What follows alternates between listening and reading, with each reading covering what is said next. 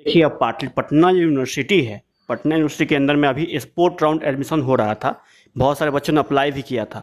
लगभग सबका हो ही चुका है एडमिशन, जितना था होना उसको हो गया। अब यहाँ देखिए जो पटना यूनिवर्सिटी के अंदर में स्पोर्ट राउंड का नामांकन शुक्रवार को समाप्त हो गया है। अब वे चाहे तो रिक्त सीटों पर कॉलेज अपने स्तर से नामांकन लेगा। मतलब मेरी बात समझना, पटना यूनिवर्सिटी के अंदर में अभी भी बहुत सारी सीटें खाली है। ये इन्फॉर्मेशन आपको पेपर के थ्रू या फिर मेरे थ्रू या फिर हो सके तो आप साइट पर जाके पता कर सकते हो, हर एक कॉलेज की वेबसाइट के ऊपर में। तो अब यहाँ क्या हो गया है कि अब यूनिवर्सिटी की यहाँ से काम खत्म हो चुकी है। स्पोर्ट राउंड एडमिशन का जो था खत्म हो चुका है। अब आपको डायरेक्ट कॉलेज में जाके अप्लाई करना पड़ेगा। अगर जिस भी कॉलेज में है पहले पता कर लीजिए कितना सीट खाली है, उसके बाद डायरेक्ट आप जाकर कॉलेज में अप्लाई कीजिए, तब जाके आपको हो सकता है। अब यहाँ समझिएगा मेरी बात, बहुत डिटेल्स में समझाता हूँ यहाँ पर कि अब रिक्त सीटों पर कॉलेज अपने स्तर पर नामांकन लेगा। इसके लिए विश्वविद्यालय की ओर से अधिसूचना जारी कर दी गई है। कुल 3223 विद्यार्थियों ने दाखिला लिया है। ठीक है, किसमें पता है आपको? ये है टोटल अब तक जितनी लिस्ट निकली है उसमें से। और सबसे अधिक मगध महिला कॉलेज में 719 छात्रों ने दाखिला कराया है। रेगुलर कोर्स में कुल 1075 और वोकेशनल कोर्स के अंदर में 233 सीटों पर खाली रह गई है। अब खाली सीटों पर कॉलेज 13 जुलाई तक ऑफलाइन आवेदन लेंगे। तो फ्रेंड्स, आपको जिस भी कॉलेज में अब आप एडमिशन करवाना है उस कॉलेज में एडमिशन के लिए सबसे पहले आपको जाना पड़ेगा। अगर आप पटना यूनिवर्सिटी में अप्लाई कर रखे हो पहले ही से तो वो सब डॉक्यूमेंट लेके जाओ, या फिर हो सके तो न्यू एडमिशन के लिए अगर कहे तो फिर से अप्लाई करें तो आप वो लेके जाओ। डायरेक्ट कॉलेज में जाओ, सीट खाली है, डायरेक्ट एडमिशन करवाओ।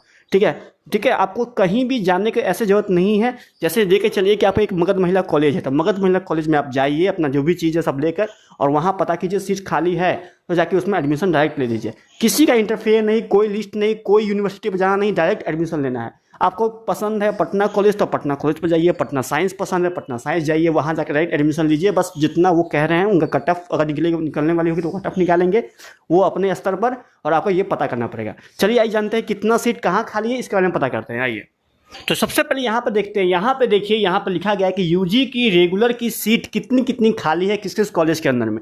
तो ये बहुत ही बड़ा लिस्ट है, अगर आप देखना है तो आप देख सकते हो। तो सबसे पहले आप इसमें आ जाओ। देखो एक बीएन कॉलेज में एग्जाम्पल बता रहा हूँ कि आपको क्लिक करना है बीएन कॉलेज के ऊपर में। यहाँ देखिए दिखा रहा है बीएन कॉलेज के अंदर में टोटल सीट कितने हैं, तो सिर्फ बीए ऑनर्स इकोनॉमिक्स के 70 सीटें हैं। उसमें से यूआर के मतलब कि जनरल के सिर्फ 0 सीट बचे हुए हैं। बाकी यूआर फीमेल, अगर आप यूआर फीमेल के अंदर में हैं तो सिर्फ 1 सीट बचा हुआ है।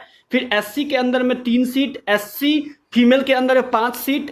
उसके बाद फिर यहाँ देखिएगा एसटी के अंदर में 1 सीट, एसटी फीमेल में 0 सीट।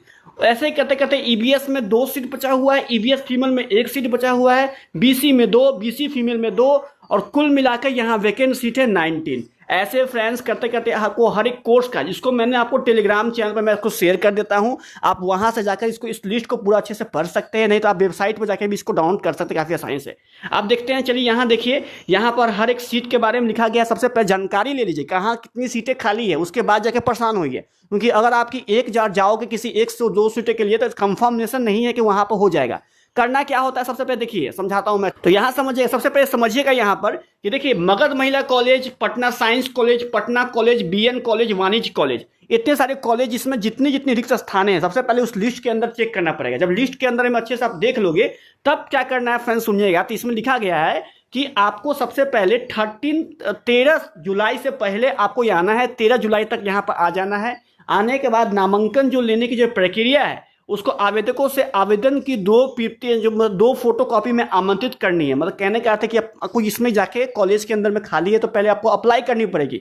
अप्लाई जब कर दोगे उसमें भी कुछ आपको लगेगा, शायद 4 बार लगेगा। देख लीजिएगा जाके वहाँ कितना लगता है, 1000 टास्क पर लेके चलो वही वहाँ जाके, या फिर हो सके तो कहीं अप्लाई किए होंगे उसी के आधार पर आपको हो जाए तो आप वहाँ पे जाओगे। फिर जब एडमिशन के लिए वहाँ जमा करो डॉक्यूमेंट तो फिर आपको उस समय नहीं बताया जाएगा खाली। सबसे पहले आप लोग को नंबर लेकर, ईमेल आईडी लेकर भेज दिया जाएगा कि जाइए घर, लिस्ट इसकी निकलेगी, लिस्ट के अंदर में होना होगा तो आपका मैसेज चला आएगा और वह कह के फिर आपको भेज दिया जाएगा। फिर आपके ईमेल पर मैसेज पर उसी दिन या उसके कल होकर जिस भी दिन आए आपको, शायद मेरे ख्याल से अप्लाई करोगे तो शायद 13 के बाद ही मेरे ख्याल से आएगा। अभी नहीं आएगा, 13 के बाद ही मैसेज आना शुरू होगा कि किस दिन से होना है किस दिन से नहीं होना है। वो कॉलेज में ही पता कर लीजिएगा कब आने वाला है। ठीक है, ये प्रोसेस है, आपको ये प्रोसेस कर कर फिर आपको चले आना है और एडमिशन को छोड़ देना है, जो होना होगा तो हो जाएगा। बाकी तो आपकी पाटलिपुत्र विश्वविद्यालय तो है ही, उसके अंदर में थर्ड मेरिट लिस्ट कंफर्म हो चुकी है, फोर्थ भी आ ही चुकी है, अब तो स्पोर्ट राउंड ही बचा हुआ है, तो वहाँ भी आपको हो ही जाएगा।